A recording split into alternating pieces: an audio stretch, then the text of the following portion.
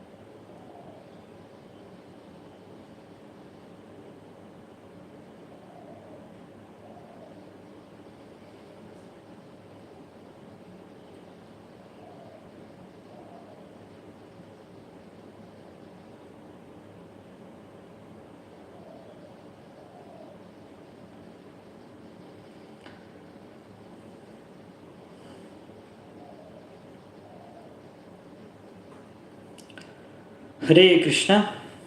So మళ్ళీ internet సమస్య వచ్చి కొంచెం బ్రేక్ అయింది.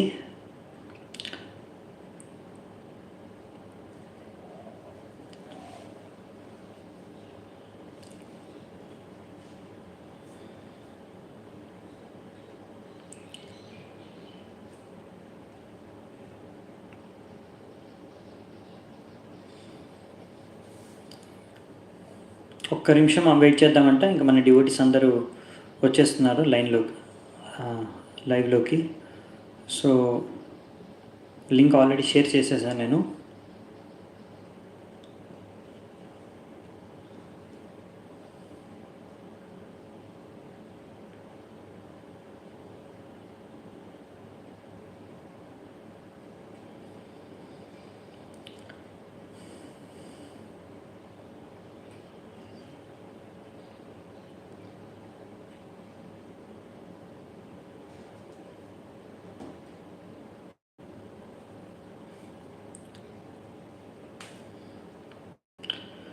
ఓకే.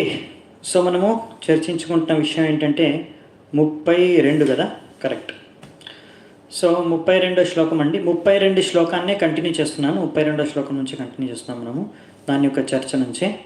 సో ఇక్కడ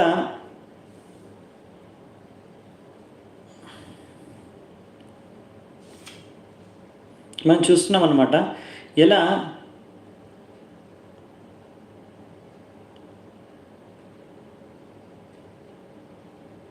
ఓకే మనం స్టార్ట్ చేద్దామంటాం. 40 వరకు వచ్చేసారు.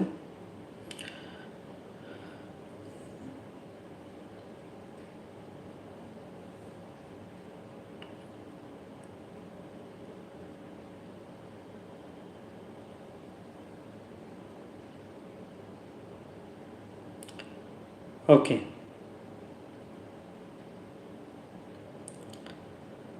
సో ఇక్కడ మనకి ప్రభుపాదుల వారు తాత్పర్యాల్లో రాశారనమాట ఒక ముఖ్యమైన విషయం ఏంటంటే, ఇలా భగవంతుడు పరమాత్ముడి రూపంలో మన హృదయంలో ఉంటాడు. అలా ఎవరైతే శుద్ధ భక్తులు ఉంటారో, శుద్ధ భక్తి చేయాలని ప్రయత్నిస్తారో వాళ్ళకి భగవంతుడు ఇలా ఆదేశాలు భగవద్గీతలో ఇచ్చాడు. ఇంకా వాళ్ళకి బుద్ధి కూడా ప్రసాదిస్తుంటాడు దానికోసం, భగవద్ధామానికి వెళ్ళడానికి. మరి ఎవరికైతే ఇలా భగవద్ధామానికి వెళ్ళాలని ఆసక్తి లేదో, భగవంతుడి భక్తి చేసుకోవాలని ఆసక్తి లేదో, వాళ్ళకి ఏమాత్రం మార్గదర్శనం అనేది కృష్ణుడు చేయడంట. అదే కృష్ణుడు భగవద్గీతలో కూడా మనకు చెప్తాడు 10వ అధ్యాయంలో. మళ్ళీ అప్పుడు చర్చించుకుందామంట ఎలా భగవంతుడు ఎవరైతే శుద్ధ భక్తి చేయడానికి ప్రయత్నిస్తారో వాళ్ళకి ఆయన స్వయంగా బుద్ధిని తెలివితేటలను ఇస్తాడని. అలాగే ఇక్కడ కూడా మనం చూస్తున్నాం భీష్మదేవుడికి ఎలా ఆయనకి ఈ యొక్క అంతిమ సమయంలో కృష్ణుడిని ధ్యానించుకోవాలని, కృష్ణుడి పట్లే ఆయన దృష్టి మొత్తం కేంద్రీకరించి ఇక్కడ ఆయన ఇప్పుడు ప్రార్థనలు అర్పిస్తున్నాడు అనమాట. ఇది ఎలాగంటే కృష్ణుడు అంటే భగవంతుడు భక్తుల్ని అభక్తుల్ని ఏంటి పక్షపాతమా, భగవంతుడు భక్తుల్ని ఎందుకు మార్గదర్శనం చేస్తున్నాడు, లేకపోతే ఒక విధంగా వ్యవహరిస్తున్నాడు, మరి అభక్తులకేమో వాళ్ళకి ఏది కావాలో అది సరే అని ఇచ్చేస్తాడు అనమాట. వాళ్ళ యొక్క యోగ్యత ఉంటే ఆ కర్మలు చేసుకుంటే వాళ్ళ కర్మఫలాలను ఇచ్చేస్తూ ఉంటాడు భగవంతుడు. మరి అదేంటి అలా అంటే, ఇప్పుడు మనము గవర్నమెంట్కి అందరూ ప్రజలందరూ నాగరికులందరూ ఒకే సమాన దృష్టితో చూస్తుంది. కానీ కొంతమంది ఇప్పుడు తప్పులు చేసేసి వినకుండా, మాట వినకుండా ఏదో ఉల్లంఘిస్తే గవర్నమెంట్ యొక్క నియమాల్ని, అప్పుడు వాళ్ళని ఏం చేస్తారంటే బందీఖానలో అంటే కారాగారంలో వేస్తారనమాట. ఆ కారాగారంలో జైల్లో వేస్తారు. సో ఆ జైల్లో ఉన్న ఖైదీలు వాళ్ళకి ఒక రకమైన ట్రీట్మెంట్ ఒక రకంగా వ్యవహరిస్తుంది మన గవర్నమెంట్. అలాగే సామాన్య ప్రజలు ఎవరైతే ఉన్నారో వాళ్ళు ఎవరైతే గవర్నమెంట్ యొక్క నియమాల్ని పాటిస్తున్నారో వాళ్ళతో ఇంకో రకంగా వివరిస్తుంది. కానీ వాళ్ళందరూ ఆ నాగరికులే, వాళ్ళందరి మంచి కోరే గవర్నమెంట్ అలా చేస్తుంది. అలాగే ఇక్కడ కూడా రాజు కానీ గవర్నమెంట్ ఎలాగైతే వ్యవహరిస్తారో వివిధ ప్రజలతో, అలాగే ఇక్కడ కృష్ణుడు కూడా భక్తులతో ఒక విధంగా వ్యవహరిస్తాడనమాట. ఇప్పుడు అందుకే భక్తుడు ఇక్కడ ఆయన శుద్ధ భక్తుడైన భీష్ముడు ఇక్కడ ఈ పరిస్థితిలో ఉన్నాడని కృష్ణుడు స్వయంగా ఆయన ముందుకొచ్చి అక్కడ నించున్నాడు అనమాట. ఆయన యొక్క సంతృష్టి కోసం, ఇంకా తన భక్తుడిని సంతృప్తిపరచడానికి. ఇప్పుడు చూడండి, ఇప్పుడు భీష్ముడు ఎలాగైతే కృష్ణుడిని చూసుకుంటున్నాడు కదా, దర్శనం చేసుకుంటున్నాడు కదా, ఇప్పుడు ఆ యొక్క సుందర రూపాన్ని వర్ణిస్తూ భగవంతుడి యొక్క ఎన్నో రకాల లీలలను, భగవంతుడి యొక్క ఆ యొక్క గుణాలని, ఇంకా భగవంతుడి యొక్క భక్తులతో చేసిన లీలను ఇప్పుడు వర్ణిస్తాడు. దాన్ని గుర్తు చేసుకుంటూ ఆయన ఆశయాన్ని కూడా వ్యక్తం చేస్తాడు ఇక్కడ. త్రిభువన కమనం తమాలవర్ణం రవికర గౌరవర అంబరం దధానే వపురలక కులావ్రతాననాబ్జం విజయ సఖేరతిరస్తు మేనవధ్య. సో ఇక్కడ నేను చెప్తున్నానంటే ఆయన శ్రీకృష్ణుడు ఆయన విజయ సఖే అని ఇక్కడ సంబోధిస్తున్నాడు. భీష్ముడు కృష్ణుడిని విజయ సఖే అంటే ఎప్పుడు కృష్ణుడితో పాటు ఉంటాడు కాబట్టి అర్జునుడు ఎప్పుడు విజయవంతుడు అవుతాడు, అందుకే ఆయన విజయ అంటారు. సో విజయ సఖే ఆయన యొక్క మిత్రుడు, అర్జునుడి యొక్క మిత్రుడుగా ఇక్కడ సంబోధిస్తున్నాడు అనమాట భీష్ముడు. సో ఈయన చెప్తున్నాడు ఇక్కడ ఆయన తన ఆధ్యాత్మిక శరీరం, ఆధ్యాత్మిక రూపంతో ఇక్కడ మన భౌతిక ప్రపంచానికి మన ముందు అవతరించాడు కృష్ణుడు. ఆయన వర్ణం, ఆయన యొక్క రంగు ఎలా ఉంటుందంటే తమాల వర్ణం. అదే త్రిభువన కమనం తమాల వర్ణం. తమాల వర్ణంలో అంటే తమాల వృక్షం ఎలా ఉంటుందో అలాంటి వర్ణమే, కలర్ కృష్ణుడికి ఉంది అని. ఆయన మొత్తం త్రిలోకాల్లో త్రిభువన 3 లోకాలని ఆయన ఆకర్షిస్తాడు ఆయన యొక్క శరీరం, ఆయన రూపం ద్వారా. ఇంకా ఆయనకి రవికర గౌరవర అంబరం దదాని. సో సూర్యుడు కాంతిలాగా మెరిసిపోతున్న ఆయనకు గౌరవర్ణం, గౌరవర్ణం అంటే గోల్డెన్ కలర్, బంగారు వర్ణం వస్త్రాలను ఆయన ధరించున్నాడు. ఎప్పుడు పీతవర్ణం కానీ బంగారు వస్త్రం ఆ కలరే మన కృష్ణుడు ధరిస్తాడనమాట, ధోతి.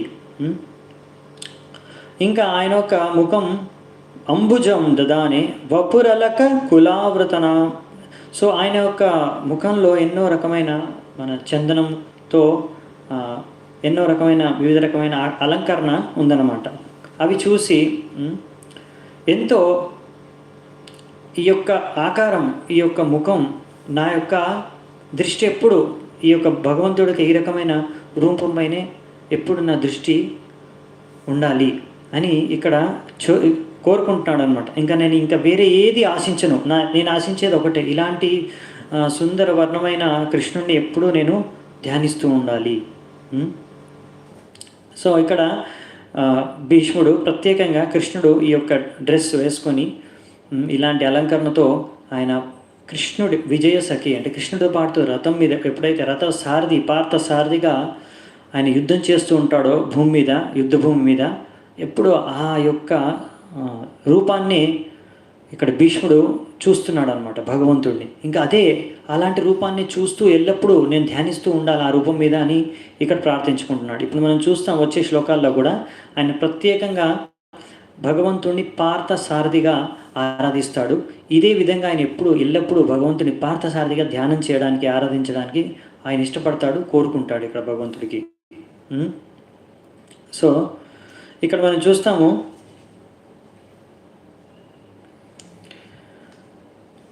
ఇక్కడ కొంచెం శ్లోకాలు డిఫరెంట్గా ట్యూన్లో ఉన్నాయి మన భీష్మ పితామహవి, మన రెగ్యులర్ భాగవతం ట్యూన్లో లేవు.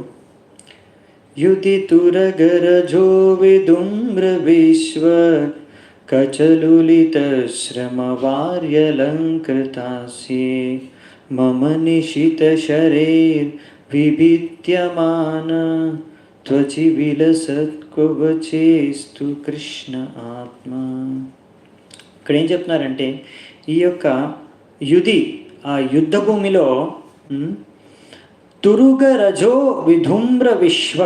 తురుగరజో అంటే ఆ గుర్రాలు నడుస్తున్నప్పుడు కానీ పరిగెడుతున్నప్పుడు కానీ దానివల్ల దుమ్ము రేస్తుంది కదా, దుమ్ము ఆ యొక్క మట్టి ధూళి, ఆ ధూళి లేసి ఆ ధూళి మొత్తం ఆ యొక్క కృష్ణుడి యొక్క ఏవైతే జుట్టు ఉందో దాని మీద పడుతుందన్నమాట. అంటే ఆ కృష్ణుడు అప్పుడు ఎలా సీను, ఆ యుద్ధ భూమిలో కృష్ణుడు పార్థసారథిగా ఉన్నప్పుడు ఎలా కనిపిస్తున్నాడో ఆ యొక్క వర్ణన ఇప్పుడు చేస్తున్నాడు అనమాట.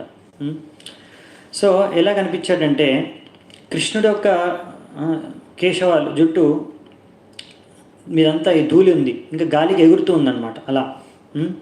అంటే ఆ కలర్ అంతా మట్టి ధూళి అంటుకొని ఆ కలర్లో వచ్చేసింది ధూళి మన ఇదంతా జుట్టు కృష్ణుడిది.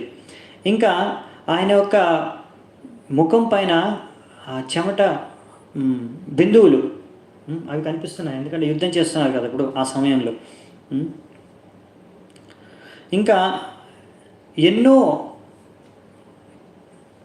ఎంతోమంది భీష్ముడు కూడా యుద్ధం చేసేటప్పుడు చాలామంది బాణాలు వదులుతూ ఉంటారు కదా. సారథి అయితే ఆయన ఎప్పుడు యుద్ధం చేయడు, కానీ ఆ సారథికి కూడా చాలాసార్లు బాణాలు కొన్ని తగులుతుంటాయి. అలా కృష్ణుడు కూడా ఎన్నోసార్లు గాయపడతాడు అనమాట. సో అలా గాయమై ఎన్నో గాయాలతో నిండిన కృష్ణుడిని చూసి అందులో భీష్ముడు చెప్తున్నాడు, నేను భగవంతుడిని ఇలా బాణాలతో భేదించాను, నా బాణాలన్నీ భగవంతుడికి తాకి అక్కడి నుంచి రక్తం వస్తుంది. భగవంతుడు ఆ విధంగా ఏదైతే దర్శనం నాకు కనిపించిందో ఇవన్నీ ఒక భగవంతుడికి ఆభరణాల్లాగా అయిపోయాయి అన్నమాట. ఈ యొక్క గాయాలు కూడా భగవంతుడి యొక్క శరీరంలో నేను చేసిన గాయాలు భగవంతుడికి ఆభరణాల్లా కనిపిస్తున్నాయి, ఇంకా భగవంతుడు ఇంకా ఆకర్షణీయంగా కనిపిస్తున్నాడు నాకు అని. మీరు అనుకోవచ్చు, ఇదేంటి ఇలా మాట్లాడుతున్నాడు భీష్ముడు, భగవంతుడి గాయాలైతే ఈయనకి బాగా ఆకర్షణంగా కనిపిస్తున్నాడు ఏందని. మనం చూస్తాం ఇప్పుడు ఎలాగైతే భీష్ముడు శుద్ధ భక్తుడో. సో ఇక్కడ కృష్ణుడు మామూలుగా తన శుద్ధ భక్తులతోని 5 ప్రధాన రసాలు ఉంటాయి. శాంతరసం, దాస్యరసం, సాఖ్యరసం, ఇంకా వాత్సల్యరసం మరియు మాధుర్యరసం. ఈ 5 ప్రధాన రసాల్లోనే ఆయన తన భక్తులతో లీలలు చేస్తూ ఉంటాడు. ఇవి కాకుండా ఇంకా 7 రసాలు కూడా ఉన్నాయి. అవి ప్రధానం కావన్నమాట, సెకండరీ అవి కూడా ఉన్నాయి. అందులో ఒకటి వీర్యరసం, హాస్యరసం, ఇలా చాలా ఉన్నాయి. అందులో ఒకటి వీర్యరసం అన్నమాట. వీర్యరసం ఇక్కడ ఆయన ఈ భీష్ముడితో ఆ వీర్యరసంలో ఆస్వాదిస్తున్నాడు, లీల చేస్తున్నాడు. అంటే ఇక్కడ యుద్ధం నిన్న చూసాం కదా, నిన్న మనం ప్రహ్లాద్ మహారాజ్ చరిత్ర చూసుకున్నాం. అందులో జై విజయులు ఇద్దరు వైకుంఠవాసులైనా కానీ వాళ్ళకి శాపం వచ్చి వాళ్ళు పెద్ద అసురులుగా మారుతారు కదా, హిరణ్యకశిపుడు, హిరణ్యాక్షలాగా. సో దానికి ఒక కారణం మన ఆచార్యులు చెప్తారు, శాస్త్రాల్లో ఇచ్చారు. ఎందుకో అసలు అంత వైకుంఠవాసులు కూడా ఇలా అసురులాగా అవ్వాల్సి వచ్చిందంటే ఒక మెయిన్ కారణం ఏంటంటే, వాళ్ళతో ఏం తప్పు లేకున్నా కానీ ఒకటి ఏంటంటే, ఇంకా ఉన్నాయి కొన్ని కారణాలు, కానీ ఒక మెయిన్ కారణం ఏంటంటే భగవంతుడికి ఆయనతో యుద్ధం చేయాలి.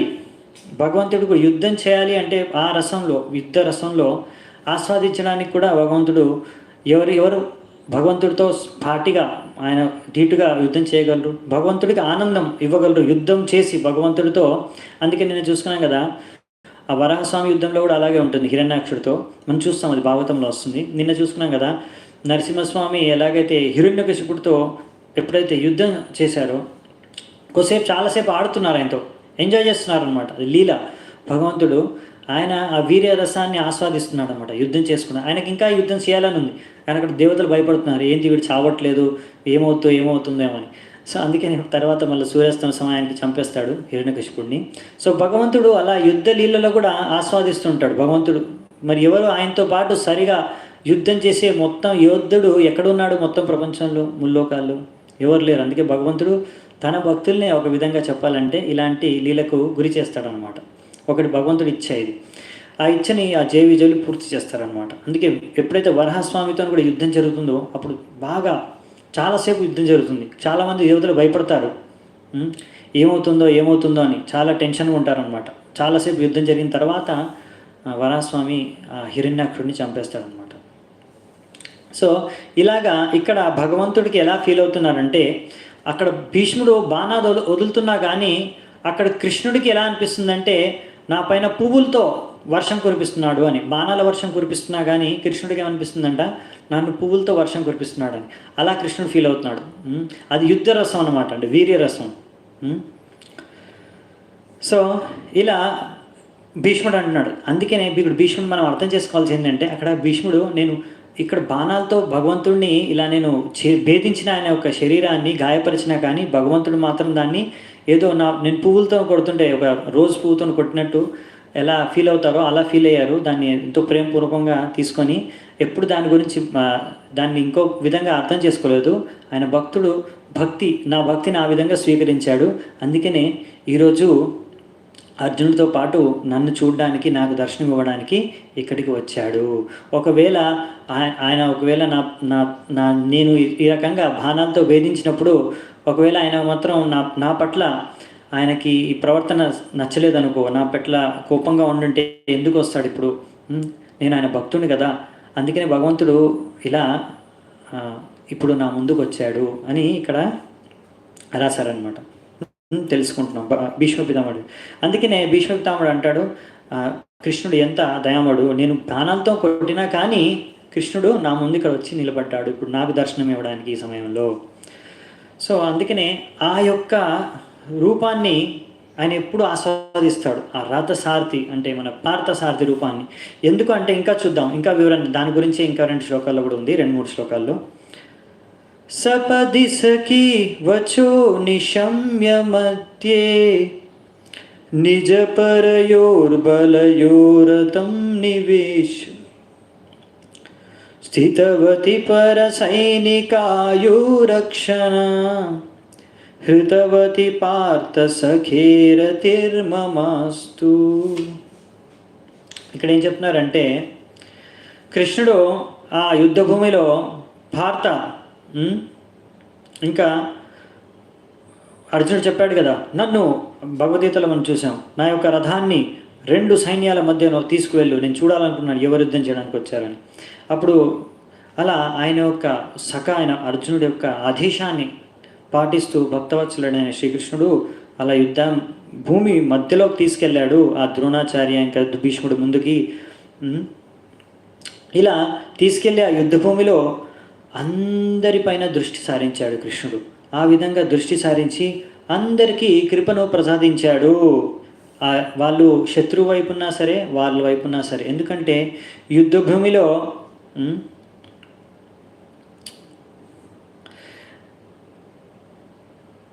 భూమిలో ఎవరైతే కృష్ణుణ్ణి ఆ యొక్క పార్థసారథి రూపంలో దర్శనం చేసుకుంటూ చనిపోయారో వాళ్ళందరూ మోక్షాన్ని ప్రాప్తించారు. అందుకే ఇది భగవంతుడి కృప, యుద్ధ భూమిలో పార్థసారిగా రావడం. ఎంతోమంది అక్కడ యుద్ధ భూమిలో పోట్లాడుతున్న ఇరువైపుల సైన్యాలు ఎవరైతే కృష్ణుడిని దర్శనం చేసుకుంటూ ఆ భగవంతుడు ఆరాధించుకుంటూ ఆ యొక్క చేతనతో, సరైన చేతనతో వాళ్ళు శరీరాన్ని వదిలారో వాళ్ళు ఆ విధంగా వాళ్ళ యొక్క పరలోకానికి చేరుకున్నారంట. సో అంటే ఇక్కడ వాళ్ళే పరలోకానికి చేరుకున్నప్పుడు భీష్ముడు శుద్ధ భక్తుడు ఎలాగో వెళ్తాడు. కానీ ఇక్కడ ఆయన ఏంటంటే ఇది ఆయన సహజంగా ఆయన యొక్క మనస్ఫూర్తిగా ఇక్కడ కోరుకుంటున్నాడు. ఇంకా భగవంతుడి పైన ఎప్పుడు ధ్యానం చేస్తూనే ఉన్నాడు. సో మరి కృష్ణుడు అలా అర్జునుడి యొక్క ఆదేశాన్ని ఎలా పాటించాడు అంటే, కృష్ణుడు భగవంతుడే కానీ ఎలాగైతే ఒక తండ్రి చిన్న బాబు ఉంటాడు, చిన్న పాప, తన చిన్న పిల్లాడు అతని ఆదేశాన్ని ఎలా పాటిస్తాడు ఒక్కొక్కసారి ప్రేమతో, అలాగే ఇక్కడ కృష్ణుడు కూడా అలాగే అర్జునుడి యొక్క ఆదేశాన్ని పాటించాడు అని ఇక్కడ చెప్తున్నాడు భీష్ముడు. వ్యవహితప్రతనాముఖం నిరీక్ష్య స్వజనవధాద్ విముఖస్య దోషబుద్ధ్యా కుమతిమహరదాత్మ విద్యయాయ చరణరతి పరమస్య తస్య మేస్తు.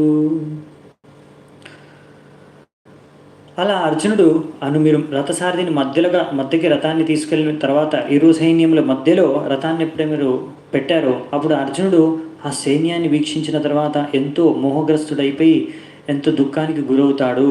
అలాంటప్పుడు మీరు ఆయన యొక్క అజ్ఞానాన్ని తొలగించడానికి భగవద్గీత జ్ఞానాన్ని ప్రసాదించారు. సో ఇలాంటి ఆ కృష్ణుడి యొక్క పాద్మద్మాల వైపే ఎప్పుడు నా దృష్టి అనేది కేంద్రీకరించి ఉండాలి అని ఇక్కడ కోరుకుంటాడనమాట. సో ఈ విధంగా అప్పుడు యుద్ధము ఒక యుద్ధ భూమిలో జరిగేదనమాట. అందరూ భీష్ముడు ఇలా అందరు ఎవరైతే రాజులు ఉన్నారో వాళ్ళందరూ యుద్ధంలో స్వయంగా వెళ్ళేవారన్నమాట. ప్రభుపాదులు అని అంటున్నారు. కానీ ఇవాళ రేపు ఎవరైతే పరిపాలిస్తున్నారో రాజ్యాల్ని, ప్రెసిడెంట్ అని, మినిస్టర్ అని, ప్రైమ్ మినిస్టర్ అని, వీళ్ళందరూ ఎప్పుడు యుద్ధ భూమికి వెళ్ళరు. యుద్ధాలు ఎప్పుడైతే జరుగుతాయో ఆ యుద్ధ భూమి ఉండదు. ఆ యుద్ధ భూమి ఉన్నా కానీ ఆ యుద్ధ భూమికి వెళ్ళరు. వీళ్ళు మాత్రం వాళ్ళ రూమ్లోనే కూర్చుంటారు. కానీ ఇలాంటి రాజులు, అసలైన రాజులు ఎప్పుడైతే ఉంటారో వాళ్ళు యుద్ధం మీద వెళ్ళి వాళ్ళు స్వయంగా ముందుండి ప్రజల్ని కాపాడతారు, వాళ్ళ సైన్యానికి ప్రోత్సాహాన్ని ఇస్తారు, ముందుండి యుద్ధం చేస్తారు. ఇలా ఇప్పుడు ఇంకా యుద్ధ భూమి అనేది మన నార్మల్ ఉన్న టౌన్ సిటీకి దూరంగా ఒక ప్రదేశం, ఎక్కడైతే అక్కడ మనుషులు ఉండవు నిర్మానుషమైన ప్రదేశంలో అక్కడ యుద్ధం చేసేవారు అన్నమాట. అంటే సామాన్య ప్రజలు ఎప్పుడు ఆ యుద్ధం జరగడం వలన ఈ సామాన్య ప్రజలు ఎప్పుడు వాళ్ళ జీవితాలు కానీ వాళ్ళ ప్రాణాలు కానీ ఎప్పుడు సంకటంలో ఉండేవి కావు. ఎందుకంటే వాళ్ళు యుద్ధం అనేది సపరేట్ ఇంకో ప్లేస్లో, ఇంకో స్థలంలో జరిగేదనమాట. కానీ ఇప్పుడు అప్పుడప్పుడు చూస్తాం ఈ కాలంలో కలియుగంలో అప్పుడప్పుడు యుద్ధాలు జరుగుతాయి. అప్పుడు అక్కడ వాళ్ళు బాంబులు ఎక్కడైనా వేస్తారు, వేయచ్చు. కొన్ని దేశాల మధ్య యుద్ధాలు జరిగినప్పుడు సామాన్య ప్రజలు కూడా ఎంతో ప్రాణ నష్టం జరుగుతుందన్నమాట. సామాన్య ప్రజలు కూడా వాళ్ళు ఎప్పుడో భయభ్రాంతులకు గురవుతారు. యుద్ధం అనగానే భయపడి ఉంటారన్నమాట, ఎక్కడి నుంచి ఏ బాంబు పడుతుందో అని. సో అలా ఉండేది కాదు ముందు వేదిక కాలంలో. యుద్ధాలు ఒక రణభూమిలో చేసేవారు అన్నమాట. ఇప్పుడు 37వ శ్లోకం చూద్దామంట. స్వనిగమం అపహాయమత్ ప్రతిజ్ఞాం ఋతమధికర్తుం అవప్లుతో రతస్థః ధృతరథచరణోభ్యయాచ్చలాత్కూర్ హరిరివహంతుం ఇవం గతుత్తరియః. సో నా యొక్క ఇది చాలా ఇంపార్టెంట్ ఘటన అండి. ఇప్పుడు భీష్మదేవుడు వర్ణించేది నా యొక్క ఇచ్ఛను పూర్తి చేయడానికి తన యొక్క ప్రతిజ్ఞను ఆయన త్యాగం చేశాడు. కృష్ణుడు అంటున్నాడు, నా ఇచ్ఛను పూర్తి చేయడానికి భగవంతుడు తన ప్రతిజ్ఞను త్యాగం చేశాడు. ఎందుకు? భీష్ముడు శుద్ధ భక్తుడు కదా. అంటే తన భక్తుడి యొక్క ప్రతిజ్ఞను, ఇచ్ఛను పూర్తి చేయడానికి తన ప్రతిజ్ఞను ఆయన వదిలేశాడు, త్యాగం చేశాడు కృష్ణుడు. ఎందుకు అంటే ఇక్కడ ఈ యొక్క శ్లోకంలో ఏం చెప్పారంటే, ఆయన రథం నుంచి ఒకసారి యుద్ధం జరిగేటప్పుడు రథం నుంచి ఎప్పుడైతే ఈ యొక్క విషయం జరుగుతుందన్నమాట.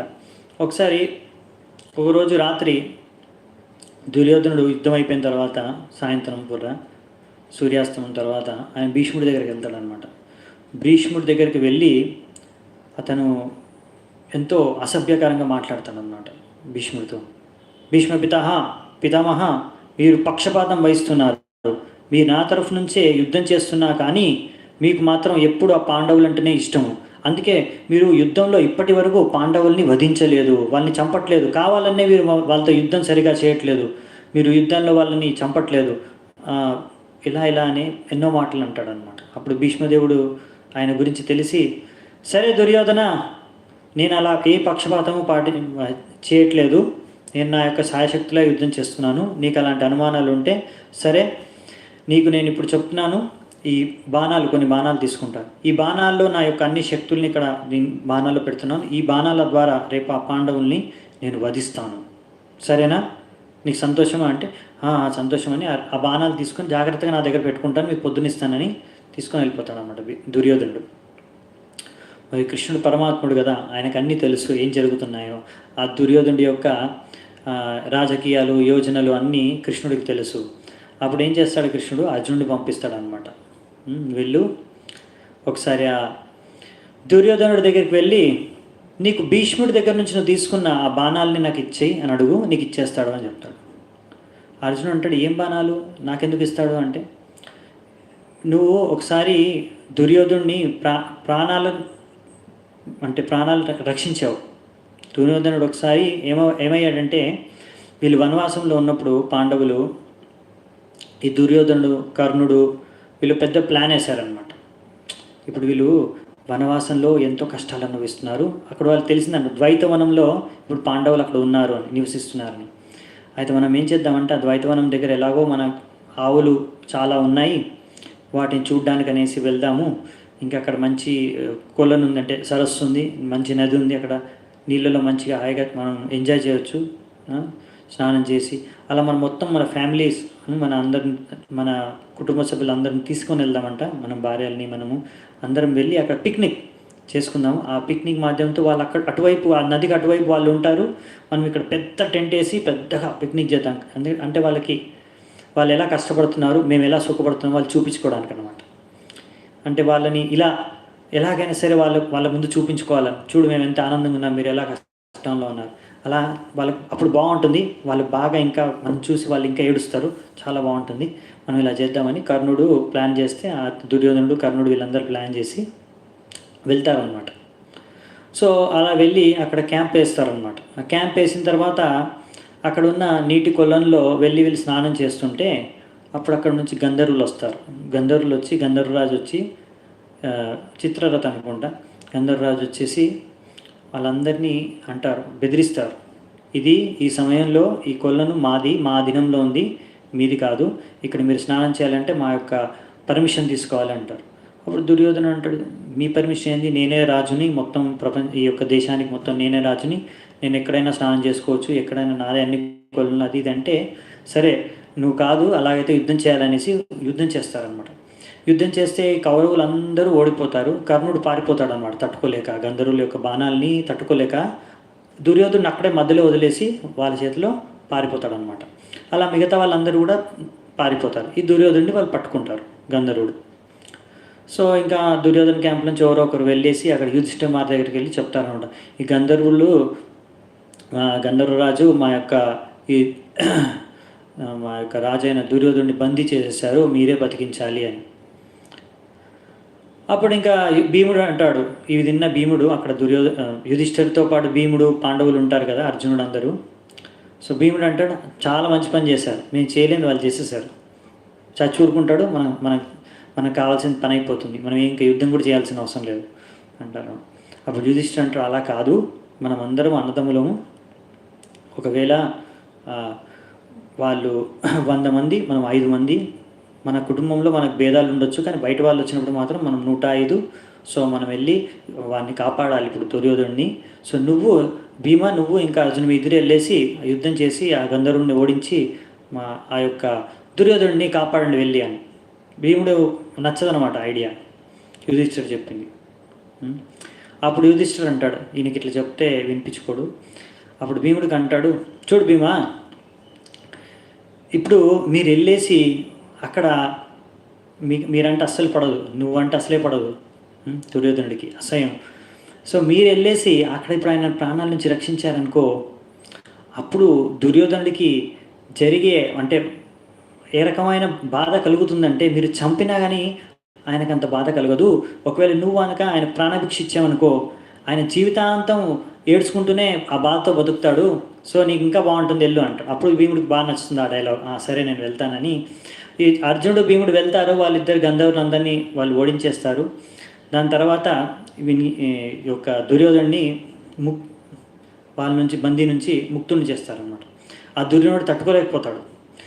భీముడు, అర్జునుడు నా శత్రువులు, వాళ్ళిద్దరు నాకు ప్రాణభిక్ష ఇస్తారా, వాళ్ళు ఇచ్చిన భిక్షతో నేను బతకాలా ఇప్పుడు? అప్పుడే అడుగుతాడు అనమాట అర్జునుడిని, ఇంకా భీముడిని, మీకు ఏం కావాలో చెప్పండి, మీరు చేసిన సాయాన్ని ఏం కావాలంటే అది ఇచ్చేస్తాను. అర్జునుడు అంటాడు, అర్జునుడు ముఖ్యంగా గంధర్వుడిని ఓడించి ఈయన విడిపిస్తారనమాట ఈ దుర్యోధనుడిని. అయితే అప్పుడు ఆ యొక్క దుర్యోధనుడు అంటాడు అనమాట అర్జునుడికి, అర్జున నీకు ఏం కావాలంటే చెప్పు, ఇప్పుడు మొత్తం రాజ్యం కావాలంటే నేను రాసిచ్చేస్తాను ఇప్పుడే, నువ్వు నాకు ఇంత మేలు చేసావు, నేను దాన్ని ఉంచుకోవాలనుకోవట్లేదు మీ మేలుని. అప్పుడు అర్జున్ అంటాడు, నాకేం అవసరం లేదు, నేను క్షత్రియుడిని, నాకేం కావాలో అది నేను సంపాదించుకోగలను. ఒకవేళ నీకు అంతగా నువ్వు ఇవ్వాలనుకుంటే నేను అడుగుతానులే, నాకు అవసరం వచ్చినప్పుడు అడుగుతాను, నువ్వు అప్పుడు ఇద్దులే నాకేం కావాలో. దుర్యోధన అంటారు, సరే నువ్వు ఎప్పుడైనా అడుగు, ఎప్పుడు అడిగినా కానీ నీకేం కావాలంటే అది, రాజ్యం కావాలంటే రాజ్యం కూడా ఇచ్చేస్తాను అని చెప్తాడనమాట దుర్యోధనుడు. సరే అని దాని తర్వాత దుర్యోధనుడు ఇంకా ఎంతో అవమానంతో అందరు అంటే లోపల ఎంతో కుమిలిపోతున్నాడు అనమాట. భీముడు అర్జునుడు నన్ను బతికిస్తారా, వీళ్ళ వల్ల నా ప్రాణాలు, ఇప్పుడు నా ఉన్న ప్రాణాలు వాళ్ళు పెట్టిన భిక్ష నాకు, ఇది తట్టుకోలేకపోతాడు. ఇది తట్టుకోలేకుండా శ్లోక నంబరు 37 అండి. ఇందులో కొంచెం స్టోరీ ప్రభుపాదులు రాశారు, నేను మొత్తం స్టోరీ చెప్తున్నాను. సో 37 శ్లోకం తాత్పర్యంలో కొద్దిగా వర్ణించారు ప్రభుపాదు వారు. సో దాని తర్వాత ఇంకా దుర్యోధనుడు వెళ్ళిపోతుంటాడు రిటర్న్లో. కొంచెం దూరం వెళ్ళిన తర్వాత ఇంకా దుర్యోధనుడు ఆలోచిస్తాడు, ఈ రకమైన ప్రాణాలు వీళ్ళు పెట్టిన భిక్ష నాకొద్దు, నేను హస్తినాపురంకి వెళ్ళను. అందరు వెళ్ళిపోయారు, ఎలా దుర్యోధనుడు వదిలేసి పారిపోయారు. ఒక దగ్గర కూర్చుండిపోతాడు అన్నమాట దుర్యోధనుడు. కూర్చొనేసి నేను ఆత్మహత్య చేసుకుంటా, ఇలాంటి ప్రాణాలు నాకు అవసరం లేదు, నా శత్రువులు భిక్ష పెట్టిన ప్రాణాలు నాకు వద్దు అనేసి సూసైడ్ చేసుకుందాం అనేసి, అంటే ఆత్మహత్య చేసుకుందాం అనేసి ఆయన ఒక దగ్గర ఇంకా సమాధిలోకి వెళ్దాం అనేసి కూర్చుంటాడు అనమాట. కూర్చొని ఆత్మహత్య చేయాలని ఆలోచిస్తూ ఉంటాడు. అప్పుడు కొంతమంది అసురులు ఇంకా రాక్షసులు వాళ్ళందరూ కింది లోకాల నుంచి ఆయన యొక్క ఆత్మని ఆయన యొక్క సూక్ష్మ శరీరాన్ని తీసుకెళ్ళి లోపలికి ఆత్మని తీసుకెళ్ళి అక్కడ వాళ్ళకి నచ్చ చెప్తారు. అరే దుర్యోధన, నీకోసమే మేమందరం కాచుకొని ఉన్నాం, నువ్వు ఎప్పుడు ఆ పాండవుల్ని ఆ కృష్ణుడిని వీళ్ళందరినీ చంపేస్తావా అనేసి, నువ్వు ఇలా ఆత్మహత్య చేసుకుంటే మరి మా ఆశయాలన్నీ ఏం కావాలి, మీరేం కంగారు పడకండి, మేమందరం దానవులం అసురులం, మేమందరము మా యొక్క శక్తులు మీ అందరి లోపల ప్రవేశిస్తాయి, ఆ కర్ణుడిలోపు ఈ యొక్క అసురుడు ప్రవేశిస్తాడు, నేను మీ లోపల ప్రవేశిస్తాను, మీరు ఎప్పుడైతే యుద్ధం చేస్తారో పాండవులతోని మీరు ఎంతో శక్తివంతంగా వాళ్ళని ఓడించేయగలరు, మా అందరి శక్తి అంతా మీతో పాటు ఉంటుంది, మీరేం కంగారు పడకండి, నువ్వేమి ఆత్మహత్య చేసుకోవాల్సిన అవసరం లేదని నచ్చ చెప్తారన్నమాట. సరే అనేసి ఇంకా తర్వాత బయటకు వచ్చిన తర్వాత ఇంకా అవమానం పోలేదు, కానీ ఇంకేదో ఆశ అనమాట. సరే ఎప్పుడో నేను వాళ్ళ యుద్ధంలో వాళ్ళని చంపేస్తాను, నాకు ఎంతోమంది అసురులు దానవులు సహాయం చేస్తానని చెప్పారని దుర్యోధనుడు ఆశ. ఇంకా అప్పుడు ఇంకా తర్వాత కర్ణుడిని కలుస్తాడు అనమాట. కర్ణుడిని ఏం జరిగిందో మొత్తం చెప్తాడు కర్ణుడికి. సరే ఇంకా కర్ణుడు తర్వాత దాంతో పాటు వెళ్ళిపోతాడు అనమాట. కర్ణుడు అంటాడు, నేను అసలు రెడీగా లేకుండాను, అందుకనే నేను యుద్ధం చేయడానికి నాకు సమస్య అయిపోయింది, నేను యుద్ధానికి కావాల్సిన ప్రిపరేషన్ నేను ఆలోచించలేదు, ఇలా సడన్గా యుద్ధం చేయాల్సి వస్తుందని, అందుకే నేను చేయలేకపోయాను, అందుకే నేను వెళ్ళిపోయాల్సి వచ్చింది, అంటే ఎంతో గాయపడ్డాను, అందుకే నేను యుద్ధం చేయక వెళ్ళిపోవాల్సి వచ్చింది అలా చెప్పుకుంటాడు అనమాట దుర్యోధనుడికి. సో దుర్యోధనుడు ఒక స్పెషల్ ఫీచర్ ఏంటంటే, ఎప్పుడైనా జీవితంలో ఓడిపోతే, జీవితంలో ఎప్పుడైనా సమస్య ఎదురైతే, ఎవరైనా ఇప్పుడు ధృతరాష్ట్రుడు ఆయన మాట ఒప్పుకోకపోతే దుర్యోధనుడు చేసే ఒకే పని ఏంటంటే చెప్పేస్తాడు అన్నమాట, నేను ఇప్పుడు ఆత్మహత్య చేసుకుంటాను అని. అలా ధృతరాష్ట్రుడిని బెదిరించి అంటే బ్లాక్మెయిల్ చేసి వాళ్ళ ఫాదర్ని వాళ్ళ నాన్నని ఆయనకి ఏది కావాలో అది చేసుకునేవాడు అనమాట. ఏ పనులు కావాలంటే అవి చేయించుకునేవాడు ధృతరాష్ట్రుడితో. ఎందుకంటే ధృతరాష్ట్రుడికి చాలా ఇష్టం కదా దుర్యోధనుడు అంటే, తన ప్రియపుత్రుడు కదా, అందుకే దుర్యోధనుడు ఏం అడిగినా కానీ కాదని లేకపోతాడు అనమాట. ఎందుకంటే లేకపోతే ఆయన ఆత్మహత్య చేసుకుంటాడు దుర్యోధనుడు వినకపోతే. అదనమాట పరిస్థితి. సో అందుకనే అప్పుడు ఇచ్చిన వరము ఉంటుందన్నమాట. కృష్ణుడు అంటాడు, నీకు గుర్తుంది కదా అర్జున, ఇప్పుడు వెళ్ళి ఆ వరం ఉంది కదా అది అడుక్కో, వెళ్ళి ఆయనకు నువ్వేం అడగనాల్సిన అవసరం లేదు, ఐదు బాణాలు ఏవైతే నువ్వు భీష్ముడి నుంచి తీసుకున్నావో అవి ఇచ్చేవను, అవి తీసుకొని వచ్చాను అంతే, ఇంకేం చేయాల్సిన అవసరం లేదు. అయితే రాత్రిపూట అంటే వాళ్ళ యొక్క టెంట్కి వెళ్తాడనమాట అర్జునుడు దుర్యోధనుడి దగ్గరికి. దుర్యోధనుడు చూడగానే అర్జునుడిని రా స్వాగతించి, ఏం కావాలి అర్జున, నీకు రాజ్యం కావాలా, రాసిచ్చేస్తాను, రాజ్యం కావాలా రాసిస్తానంటే, నాకు అదేం వద్దు, రాజ్యం వద్దు, కానీ నువ్వు ఏవైతే బాణాలు ఆ భీష్ముడి దగ్గర తీసుకున్నావో అవి ఇచ్చేసే నాకు అంతే, నాకు ఇంకా వేరే ఏం అవసరం లేదంట. అప్పుడు దుర్యోధనుడికి ఇంకా సరే ఇంకేమీ ఆప్షన్ లేదు, ఎందుకంటే ఆయన ఒక వరం ఇవ్వాలంటే ఒకసారి చెప్పాడు కదా, నేను ఇస్తాను నీకు ఏది కావాలంటే అది. సరే అనేసి ఇంకా బాణాలని తీసుకొని ఆ దుర్యోధనుడు అర్జునుడికి ఇచ్చేస్తాడు అనమాట. అర్జునుడు బాణాలు తీసుకొని వెళ్ళిపోతాడు. దాని తర్వాత భీష్ముడికి తెలిసిపోతుంది ఈ విషయం, అర్జునుడు వచ్చి ఆ బాణాలు తీసుకొని వెళ్ళిపోయాడని. అప్పుడు భీష్ముడు ఎంతో కోపం, అంటే క్షత్రియుడు కదా, ఆయనకి తెలిసిపోయింది వెంటనే ఇది కృష్ణుడి పని. ఎందుకంటే కృష్ణుడు పరమాత్ముడు, ఆయనకు తప్ప ఇంకెవ్వరూ తెలుసుకోలేరు దీని గురించి. సో వెంటనే ఇది కృష్ణుడి పని అనేసి, సరే కృష్ణుడు తన భక్తులు ఆయన అర్జునుడిని పాండవుల్ని రక్షించడానికే కదా మెయిన్గా ఇలా ఈ బాణాలని దుర్యోధనుడి చేత అర్జునుడి ద్వారా తీసుకెళ్ళిపోయాడు. అందుకనే ఇక్కడ భీష్ముడు ఏం చేస్తాడంటే, ఓకే ఇప్పుడు ఆయన అర్జునుడిని బతికించుకోవడం కోసం నా యొక్క ప్రతిజ్ఞ, అంటే ఇప్పుడు భీష్ముడు ఒక రకంగా చెప్పాలంటే ఆయన మాట ఇచ్చాడు దుర్యోధనుడు, నేను 5 బాణాలతో వాడిని చంపేస్తానని. సో రేపు నేను ఎలా యుద్ధం చేస్తానంటే అర్జునుడన్నా చావాలి, లేకపోతే కృష్ణుడు తన ప్రతిజ్ఞను వదులుకోవాల్సిందే. అంటే ఇప్పుడు ఇంకా అర్జునుడు బతికించడం కోసం కృష్ణుడు యుద్ధం చేయాల్సిందే. నా నుంచి అర్జునుడిని ఆయన బతికించాలనుకుంటే రేపు నన్ను ఆపాలంటే ఇంక కృష్ణుడు యుద్ధంలోకి దిగాల్సిందే. ఎందుకంటే కృష్ణుడు యుద్ధంకు ముందే చెప్పేస్తాడు, నేను ఏ అస్త్రశస్త్రాలని ధరించను, నేను యుద్ధం చేయను అని. అలానే ఆ యొక్క నిర్ణయం మీదే అర్జునుడితో పాటు పార్థసారథిగా ఉంటాడనమాట కృష్ణుడు. సో అందుకనే ఆయన యొక్క ఆ ప్రతిజ్ఞను నేను భంగపరుస్తాను, ఎందుకంటే నా ప్రతిజ్ఞను ఆయన విరిచేశాడు కదా. అందుకనే ఆయన వ్రతాన్ని, ఆయన ప్రతిజ్ఞని నేను భంగపరుస్తాను రేపు, లేకపోతే అర్జునుడు చావాల్సింది. అలా అనుకొని యుద్ధ భూమికి వస్తాడనమాట భీష్ముడు. సో అప్పుడు ఎంతో వీరోచితంగా పోరాడతాడనమాట కృష్ణుడు ఇంకా అర్జునుడితో. ఈ సందర్భాన్ని ఇక్కడ పదే పదే గుర్తు చేసుకుంటున్నారు భీష్ముడు. ఎందుకంటే ఇక్కడ రాశారు ప్రభుపాదుల వారు, అప్పుడు కృష్ణుడు, ఎందుకంటే అప్పుడు భీష్ముడు ఎన్నో బాణాలు వదిలాడు, ఎన్నో బాణాలు అర్జునుడికి తగిలాయి, ఎన్నో బాణాలు కృష్ణుడు కూడా తగులుతాయి. అర్జునుడు తట్టుకోలేకపోతాడు, అంటే అర్జునుడికి ఇంకా ఒక మూలన అది అంటే మన సాఫ్ట్ కార్నర్, అతను పితామహ కదా, గట్టిగా యుద్ధం చేయలేకపోతాడు. భీష్ముడు మాత్రం ఈరోజు ఎలాగైనా సరే కృష్ణుడు తన ఈ ప్రతిజ్ఞను భంగపరచాలనేసి చాలా విరోచితంగా పోరాడితే అర్జునుడు తట్టుకోలేకపోతాడు భీష్ముడి యొక్క ఆ యొక్క బాణాలని. చెప్పాలంటే ఇంకా భీష్ముడు ఇంకో కొంచెం సేపు అయితే అర్జునుడిని ఆ బాణాలతో వధించేసే పరిస్థితి వస్తుందన్నమాట. అది చూసుకొని ఇంకా కృష్ణుడికి అర్థమైపోతుంది, ఇప్పుడు ఇంకా అర్జునుడు ఇంకా యుద్ధం గట్టిగా చేయలేడు, ఇప్పుడు నేనే రంగంలోకి దిగాలనేసి వెంటనే రథం దిగేసి ఆ రథంకున్న చెక్కను, ఆ రథం చక్రం ఉంటుంది కదా, ఆ రథం చెక్కను తీసుకుంటాడు అన్నమాట. ఆ చెక్కను తీసి అప్పుడు భీష్ముడి పైకి యుద్ధం చేయడానికి, అంటే భీష్ముడి వైపు ఆయన చంపడానికి, ఎలాగైతే ఇక్కడ రాశారంట సింహము ఒక ఏనుగు పైకి ఆక్రమిస్తుందో ఆ విధంగా ఆయన ఆక్రమణ ఎంతో కోపంతో, ఎంతో ఫోర్స్తో, ఎంతో బలంతో వస్తున్నారంట. ఎలా ముందుకు వస్తున్నాడంటే అప్పుడు ఆయన ఒక అంగవస్త్రం గతోత్తరీయం, ఆ ఉత్తరి అంగవస్త్రం పైన ఉన్న అంగవస్త్రం కూడా జారి కింద పడిపోయిందంట. ఆయన చూసుకోలేదు కృష్ణుడు, ఇంకా వెళ్తున్నాడు అనమాట చక్రం పట్టుకొని భీష్ముడిని చంపడానికి. అప్పుడు కృష్ణుడి కాలుని అర్జునుడు పట్టుకుంటాడు, నువ్వు వెళ్ళొద్దు కృష్ణ, నా కోసం నీ యొక్క ప్రతిజ్ఞను నువ్వు భంగపరచాల్సి వస్తుంది, కనుక నువ్వు వెళ్ళొద్దు, నా కోసం నేను యుద్ధం చేస్తాను అలా అనేసి ఆపడానికి ప్రయత్నిస్తాడు, కానీ ఆపలేకపోతాడు కృష్ణుడు. ఆయన కానీ వెళ్తూనే ఉంటాడు. అప్పుడు ఆ యొక్క సీన్ గుర్తొస్తుందన్నమాట ఇప్పుడు భీష్ముడికి. ఇక్కడ ఆ సీన్ని గుర్తు చేసుకొని భీష్ముడు ఇక్కడ తను అస్త్రాలు ఏవైతే ధరించున్నాడు, బాణాలు, ధనుషు, అవన్నీ పక్కన పట్టేసి కృష్ణ, నేను ఇప్పుడు సిద్ధంగా ఉన్నాను, నువ్వు ఆ చక్రంతో నన్ను చంపేసేయి, నాకు అదే జీవితంలో అదే నా లక్ష్యం, ఇంకా అంతకన్నా నాకు ఇంకా భాగ్యం లేదు జీవితంలో అని నించుంటే ఆ సమయంలో అప్పుడే సూర్యాస్తం అయిపోతుంది, ఆ యుద్ధం అక్కడే ఆగిపోతుంది అన్నమాట ఆ రోజు. సో ఈ యొక్క సమయంలో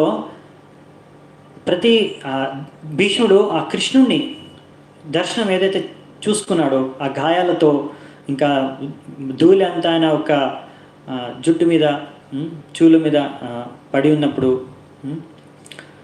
ఆ యొక్క దర్శనము ఆయనకి ఇప్పుడు గుర్తొస్తుంది. అదే దర్శనం ఆయనకి నచ్చుతుంది. ఇంకా రథం నడిపిస్తున్నప్పుడు ఇక్కడ చెప్తారు, ఇంకా ప్రభుపాదులు రాస్తారు, అర్జునుడు వెనక్కు కూర్చున్నాడు కదా, రథంలో వెనక్కు ఉంటాడు కదా, వెనక్కు నించున్నాడు కాబట్టి ఎప్పుడు కృష్ణుడిని దర్శనం చేసుకోలేకపోయాడు. రథం నడిపించేటప్పుడు ఆ రథం నడిపించేటప్పుడు అర్జునుడు కృష్ణుడు చూడలేకపోయాడు. కానీ ప్రతిసారి భీష్ముడు మాత్రం కృష్ణుడు దర్శించుకునేవాడు. సో ఈ విధంగా అనమాట. అందుకనే ఇక్కడ భీష్ముడు అంటున్నాడు, అర్జునుడు చూడలేకపోయాడు కానీ నేను చూశాను నీకు ఆ పార్థసారథి దర్శనం. నాకు అదే దర్శనం కావాలి ఎల్లప్పుడూ. ఎందుకంటే ఈ లీల భగవంతుడి పార్థసారథి లీల కూడా నిత్య లీల. భగవంతుడి పార్థసారథి రూపంలో వైకుంఠ లోకంలో కూడా ఉంటాడనమాట పార్థసారథిగా. ఇంకా ఎన్నో బ్రహ్మాండాలు ఇదే జరుగుతూ ఉంటుంది. అలాంటప్పుడు కృష్ణుడితో పాటు ఆయన పార్షదులైన అర్జునుడు, భీష్ముడు వీళ్ళందరూ అక్కడ భాగం మళ్ళీ ఆ లీలలో ప్రవేశిస్తారనమాట. ఎక్కడ లీల జరుగుతా ఆ లీల. సో ఇదనమాట ఇక్కడ భీష్ముడికి ఈ రసంలో, ఈ వీర్య రసంలో యుద్ధం చేస్తాడు కృష్ణుడితో. ఆ విధంగా కృష్ణుడికి వీర్య రసంలో ఆనందాన్ని ప్రసాదిస్తాడు. ఇక్కడ అదే ఆ దృష్టే, ఆ దర్శనమే నాకు కావాలి, ఆ దర్శనాన్ని ఇక్కడ వర్ణిస్తున్నాడు అనమాట. సో ఇంకొక శ్లోకంలో కూడా దీని గురించి కొద్దిగా ఉంది. శిత విషకహతో విశీర్ణదంశః షటజ పరిప్లుత ఆతతాయినో మే ప్రసవమభిసరసారమత్పదార్థం సభవతు మే భగవాన్ గతిర్ముకుంద. సో ఇక్కడ అదే చెప్తున్నాడు అనమాట. ఇలా ఎప్పుడైతే ఆ శ్రీకృష్ణుడు కోరుకుంటున్నాడు, ఇప్పుడు ఆయన కోరికను వ్యక్తం చేస్తున్నాడు.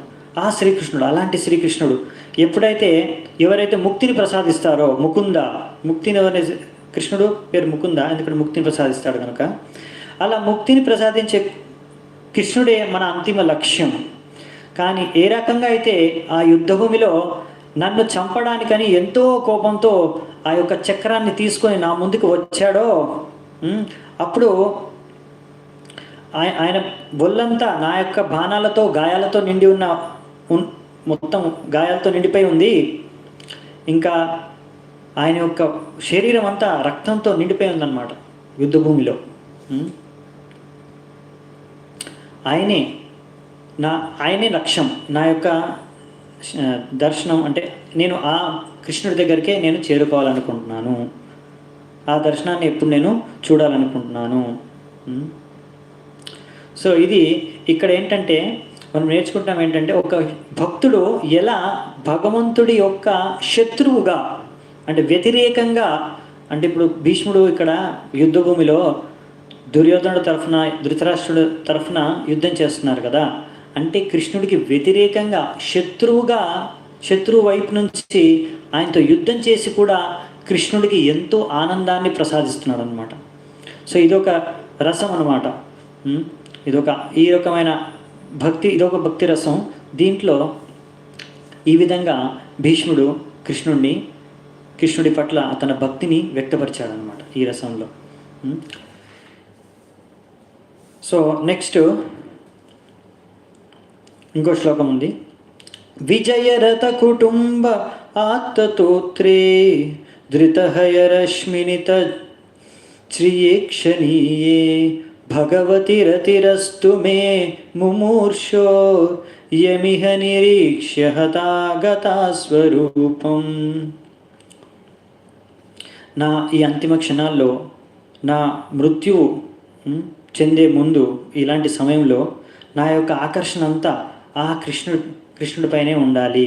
నా యొక్క మనస్సు అంతా పార్థసారథి రూపం, విజయరథ పార్థసారథి రూపం మీదే నేను ఉంచాలనుకుంటున్నాను నా దృష్టిని. ఆ రథంలో, ఆ పార్థసారథిలో ఏ దృష్టి, ఇప్పుడు ఏ రూపం మీద ఆయన దర్శనం చేసుకుంటున్నానో ఆ రూపమే నేను ఎల్లప్పుడూ దర్శనం చేసుకోవాలి అంటున్నాడు. ఆ రూపం ఏంటో కూడా వర్ణిస్తున్నాడు. అప్పుడు ఎప్పుడైతే కృష్ణుడు అర్జునుడి యొక్క పార్థసారథి అయ్యాడో, అప్పుడు తన ఎడమ చేతితో ఆయన గుర్రాల అన్ని తాళ్లని, దేంతో అయితే గుర్రాలు కట్టేస్తామో దాన్ని నియంత్రించడానికి ఉపయోగిస్తారు, ఆ తాళ్లను ఒక చేత్తో పట్టుకొని ఉన్నాడు ఎడమ చేత్తో. ఇంకా తన కుడి చేత్తో ఆ గుర్రాల్ని నడిపించడానికి వాడే ఒక ఇది ఉంటుంది కదా, కొరడా లాంటిది, అది ఇంకో చేత్తో ఆ గుర్రాల్ని కొడుతూ దాన్ని ముందుకు తీసుకెళ్తారు గుర్రాల్ని. సో అలా రథం నడిపిస్తున్నప్పుడు ఎలా కనిపించాడు కృష్ణుడు, ఆ కృష్ణుడి పైనే, ఆ పార్థసారథి పైనే నేను ఎప్పుడు నా యొక్క ధ్యానం, ఆకర్షణ ఉండాలి మృత్యు సమయంలో కూడా, నేను మరణించే లాస్ట్ ఆఖరి క్షణం వరకు అని ఇక్కడ కోరుకుంటున్నాడు అనమాట. సో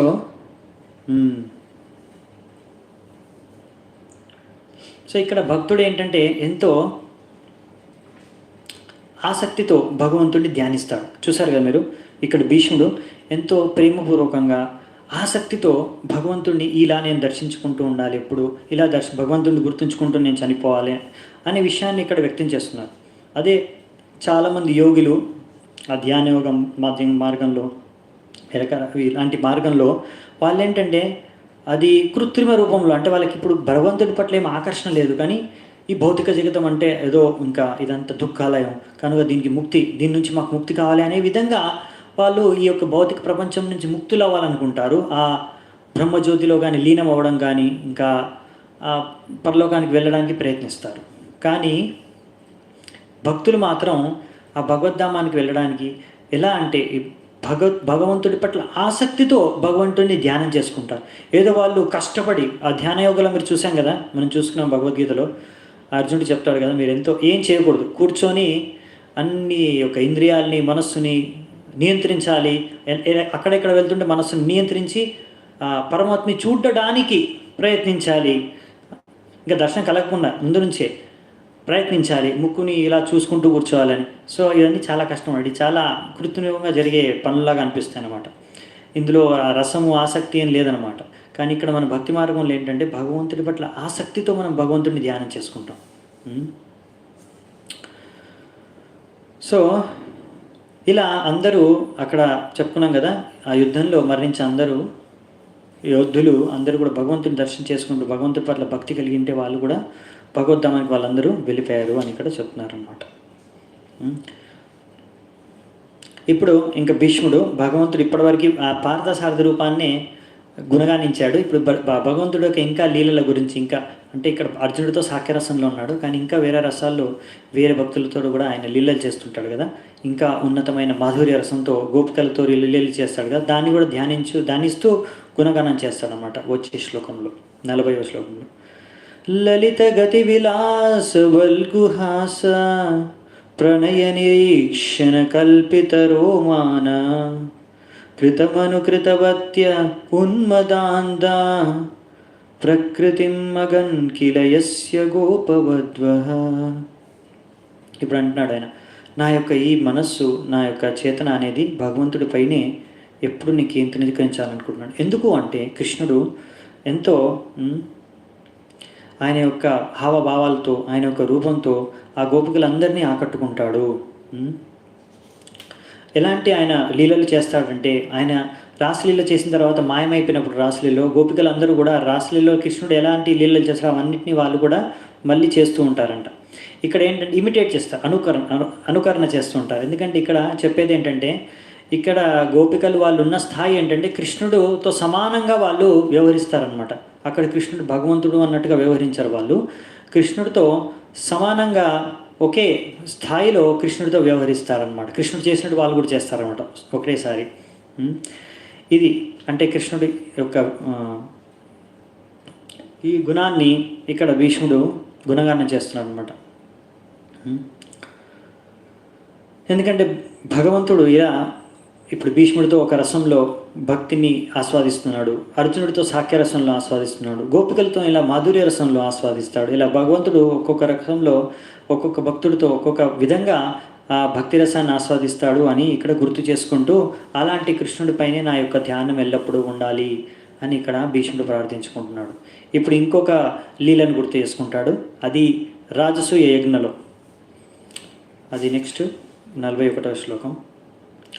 మునిగణ నృపవర్య సంకులేంతః సదసి యుధిష్ఠిర రాజసూయ యేషాం అర్హణం ఉపపేద ఈక్షణీయో మమ దృష్టిగోచర ఏష ఆవిరాత్మ. ఇక్కడ ఏమంటున్నాడంటే, రాజసూయ యజ్ఞలో మహారాజు యుధిష్ఠిరుడు ఇంకా ఎంతోమంది అక్కడ ఋషులు మునులు అందరూ వచ్చారు. వాళ్ళందరూ ఆ సభలో కృష్ణుడికి అగ్రపూజ అంటే పూజించారన్నమాట అందరూ. సో ఆ విధంగా ఆ సమయంలో నేను కూడా అక్కడ ఉన్నాను, మరియు నేను ఆ విషయాన్ని గుర్తుంచుకున్నాను. అలా కృష్ణుడిని నేను ఎప్పుడు దర్శించుకోవాలి అనుకుంటున్నాను అనే విధంగా ఇక్కడ గుణగానం చేశారనమాట. తమిమహమజం శరీరభాజాం హృది హృది దిష్టితం ఆత్మకల్పితానాం ప్రతిదృశమివ నైకధారకం ఏకం సమధిగతోస్మి విధూత భేదమోహ. ఇప్పుడు నేను నా యొక్క మొత్తం ధ్యానంతో ఆ భగవంతుడు కృష్ణుడిని నా ముందే నించొని ఉన్నాడు. ఎందుకు? సో నేను ఇప్పుడు ఈ యొక్క ద్వంద్వాలను, ఈ యొక్క భౌతిక ద్వంద్వాల నుంచి ముక్తుడిని, అతీతంగా నేను ఆ భగవంతుడిని ఇప్పుడు నా యొక్క దృష్టిని కేంద్రీకరించుకోగలిగాను. ఈ భగవంతుడే ప్రతి ఒక్కటి హృదయంలో ఉంటున్నాడు పరమాత్మ రూపంలో. కానీ భగవంతుడు ఒక్కడే, ఈ కృష్ణుడే అన్ని సర్వయామి, ప్రతి ఒక్కరి దగ్గర ఉన్నది సర్వంతర్యామి అయిన కృష్ణుడు ఒక్కడే. ఆయనపైన నేను ఇప్పుడు నేను ఆయనపైన ధ్యానం చేసుకోగలుగుతున్నాను, నా ముందు నించున్నాడు అని గుణగానం చేస్తున్నాడు అనమాట భీష్మదేవుడు. దీంతో అంటే ఇప్పుడు భీష్మదేవుడు చెప్పాడు అనమాట, నేను గుణగానం చేయగలుగుతున్నాను అనేసి ఇంకా ఆయన ప్రార్థనాన్ని ముగిస్తాడు ఇక్కడ భీష్మదేవుడు. ఇప్పుడు సుత ఉవాచ, తర్వాత ఏం జరిగిందో చెప్పి మనం ఇంకా కొన్ని ఇది అయిపోయింది, ఇంకా మెయిన్ అయిపోయింది, ప్రార్థనలు మెయిన్ అది అయిపోయింది. తర్వాత ఏం జరిగిందనే విషయాన్ని చెప్పేస్తారు సుత గోస్వామి వారు. కృష్ణ ఏవం భగవతి మనోవాఘృష్టి వృత్తిభిః ఆత్మన్యాత్మానమావిష్య సోంతః శ్వాస ఉపరామత్. సో సుత గోస్వామి అంటున్నారు, భీష్మదేవుడు ఈ విధంగా భగవంతుణ్ణి ధ్యానం చేస్తూనే ఉన్నాడు. చేసుకుంటూ ఆయన అంతిమ శ్వాసని వదిలేశాడు. భగవంతుడిని చూస్తూ ధ్యానం చేసుకుంటూనే శ్వాసను వదిలేశాడు. అలా శ్వాస వదిలేయగానే అంటే ఇంకా ఆయన ప్రాణాలను వదిలేశాడు అనమాట. అంటే భీష్ముడు తన యొక్క ఆత్మ భగవద్ధామానికి వెళ్ళిపోయింది. ఈ విధంగా అక్కడ ఉన్న వాళ్ళందరూ చూశారనమాట, ఋషులు, మహర్షులు అందరూ. ఇంకా అక్కడ అందరూ అర్థమైపోయింది, ఇప్పుడు భీష్మ పితామహ వెళ్ళిపోయాడు భగవద్ధామానికి అని. అందరూ ప్రశాంతంగా అంటే దర్శనం చేసుకుంటున్నారు భీష్ముడిని. సో ఇక్కడ మనకి ప్రభుపాల ద్వారా అంటారనమాట, ఎవరైనా పుట్టారనుకోండి, శుద్ధ భక్తులే కానీ భక్తులు కాకపోయినా కానీ ఎవరైనా సరే, ఈ భౌతిక ప్రపంచం అనేది అశాశ్వతం. ఇందులో ఎవరు పుట్టిన వాళ్ళు ఒకరోజు చావాల్సిందే. అంటే ఈ యొక్క భౌతిక ప్రపంచం నుంచి మనము చనిపోవాల్సిందే, ఒకరోజు అందరికీ మృత్యు అనేది వస్తుంది. సో మనం ఇక్కడ ఇంపార్టెంట్ ఏంటంటే, ఇప్పుడు పశువు ఉన్నది అంటే కుక్క, పిల్లి కూడా చనిపోతుంది ఒకరోజు, ఒక మనిషి కూడా చనిపోతాడు. మరి ఇద్దరికి భేదం ఏంటండి? మనము కూడా ఒక కుక్కలాగా పిల్లిలాగా చవకుండా ఇలా భీష్మదేవుడిలాగా మనము శరీరాన్ని త్యాగం చేయాలి. మన మృత్యు సమయంలో మనం ఏం చేయాలనేది ఈ భీష్మదేవుడి నుంచి నేర్చుకోవాలి అని ఇక్కడ ప్రభుపాదుల వారు రాశారు. ఎప్పుడు మనం భీష్మదేవుడిలాగా మనం భగవంతుడిని ధ్యానం చేసుకుంటూ ప్రార్థించుకుంటూ, భగవంతుడు మన ముందు ఉన్నకున్నా పర్వాలేదు, ఈ భగవద్గీతలో ఉన్న లీలల్ని, ఈ యొక్క విషయాల్ని మనం చర్చించుకుంటూ, ఈ విషయాల్ని వింటూ, ఈ విషయాల్ని ధ్యానం చేసుకుంటూ మనం శరీరాన్ని త్యాగం చేస్తే భగవద్ధామానికి తప్పకుండా చేరుకుంటామని ఇక్కడ మన ప్రభుపాదుల వారి తాత్పర్యంలో రాస్తున్నారనమాట. అందుకనే మనం అందరము ఈ ముందు భగవద్గీత, తర్వాత శ్రీమద్ భాగవతాన్ని వినాలి అని ఇక్కడ రాశారు. సో అందరూ అక్కడ ఈ భీష్మదేవుడు వెళ్ళిపోయిన తర్వాత అందరూ ఇంకా సైలెంట్గా ఉన్నారనమాట, ఇంకెవరు ఏం శబ్దం చేయట్లేదు. అదే ఇక్కడ రాశారు 44వ శ్లోకంలో, సంపద్యమానామాజ్ఞాయ భీష్మం భ్రమణి నిష్కలే సర్వే బహువస్తే తూష్ణీం వాయాంసీవదినాత్యయే. సో ఇప్పుడు భగవద్ధామానికి వెళ్ళిపోయాడని తెలుసుకొని అందరూ సైలెంట్గా ఉన్నారంట ఒక్క క్షణం. అప్పుడు సో దీని తర్వాత ఏం జరిగిందంటే, ఇప్పుడు అందరూ ఇక్కడ భీష్మ పితామహ వెళ్ళేటప్పుడు అందరూ ఆకాశంలో అందరూ దేవతలు, గంధర్వులు అందరూ వచ్చి చూస్తున్నారనమాట. తత్ర ధుందుభ్యయో నేధుర్ దేవమానవవాదితాః శశంశూ సాధవో రాజ్ఞాం కాట్టేతు పుష్పవర్షితై. తో పుష్పవృష్టయః, పుష్పవృష్టి అంటే మన పువ్వులతో వాన కురిపించారనమాట. ఎవరు? దేవతలు. ఎందుకంటే వాళ్ళు చూశారు ఎంత శుద్ధ భక్తుడు భగవద్ధామానికి చేరుకున్నాడంటే ఆయన జీవితంని, అదే కదా మనకు సాఫల్యం ఏంటి జీవితంలో, మన సక్సెస్ ఏంటి? ఏదో పెద్ద చదువులు చదివినా కానీ, ఏదో పెద్ద సంపాదించేసాము, ఇది కాదు జీవితంలో సక్సెస్ అంటే. విజయం అంటే జీవితంలో మృత్యు తర్వాత భగవద్ధామానికి చేరుకోవడం. మృత్యు సమయంలో మనము భగవంతుడి పైన ధ్యానం చేసుకుంటూ శరీరాన్ని త్యాగించడం, ఇది జీవితం యొక్క విజయవంతంగా మనం జీవించాము అంటే ఇది జీవితం యొక్క సాఫల్యం. సో దీన్ని జీవితాన్ని విజయవంతంగా మృత్యువుని జయించాడు ఇలాంటి మన భీష్మదేవుడికి అందరూ పైన నుంచి పుష్పవృష్టి కురిపిస్తున్నారంట. అంటే మీరు చూడండి, భీష్మదేవుడు ఎంత గొప్ప, ముల్లోకాల్లో ఆయన ప్రఖ్యాత అనమాట, ముల్లోకాల్లో ఉందన్నమాట. దేవతలు కూడా ఆయన పైన పుష్పవృష్టి చేస్తున్నారు. తస్య నిర్హరణాదీని సంప్రేతస్య భార్గవ యుధిష్ఠిర కారయిత్వా ముహూర్తం దుఃఖితో భవత్. సో అక్కడ చెప్తున్నారన్నమాట, ఇంకా భీష్మదేవుడికి అంత్యక్రియలు చేశారు యుధిష్ఠిర మహారాజు. కొద్దిసేపు దుఃఖంలో మునిగిపోయాడు ఆ సమయంలో. ఎందుకంటే ఇప్పుడు ఇలాంటి గొప్ప ఆత్మ, గొప్ప వ్యక్తి సాంగత్యం నేను కోల్పోయాను అని. 47వ శ్లోకం, ఇంకా లాస్ట్ 2 శ్లోకాలు ఉన్నాయి అంతే, చూసుకొని మనం ఇద్దామంట. దీని తర్వాత ఏం జరిగిందంటే అక్కడున్న ఋషులు కూడా తుష్టుగుర్మునయో హృష్ట కృష్ణం తద్గుహ్యనామభిః తతస్తే కృష్ణ హృదయ స్వాశ్రమాన్ ప్రాయయు పునః. సో అక్కడున్న అందరూ మహారుషులందరూ కృష్ణుని ఎంతో గుణగానం చేసి దాని తర్వాత వేద మంత్రాలతో ఆయన్ని గుణగానం చేసిన తర్వాత అక్కడి నుంచి అందరు ఇంకా వాళ్ళ ఎక్కడి నుంచి వచ్చారో వాళ్ళ చోట్లకు వాళ్ళు వెళ్ళిపోయారంట. తతో యుధిష్ఠిరో గత్వా సహ కృష్ణో గజాహ్వయం పితరం సాంతవ్యామాస గాంధారిం చ తపస్విని.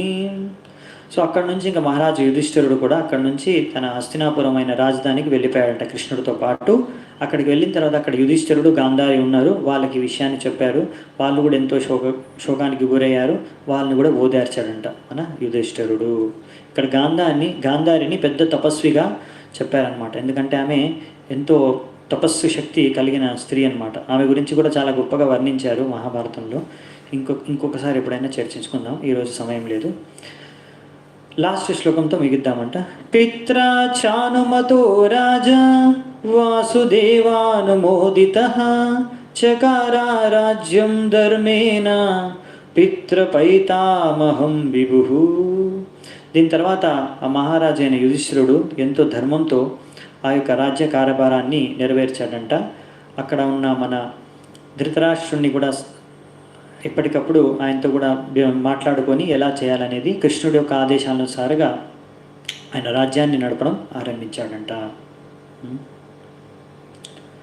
సో ఇలా రాజ్యాన్ని ఇలాంటి యుధిష్ఠిర మహారాజు సరైన రాజు అని చెప్తున్నారన్నమాట. ఇలాంటి రాజు ఎవరైతే ధర్మం గురించి తెలిసినవాడో అతను రాజు అవ్వాలి, అతను రాజ్యాన్ని ఏలాలి.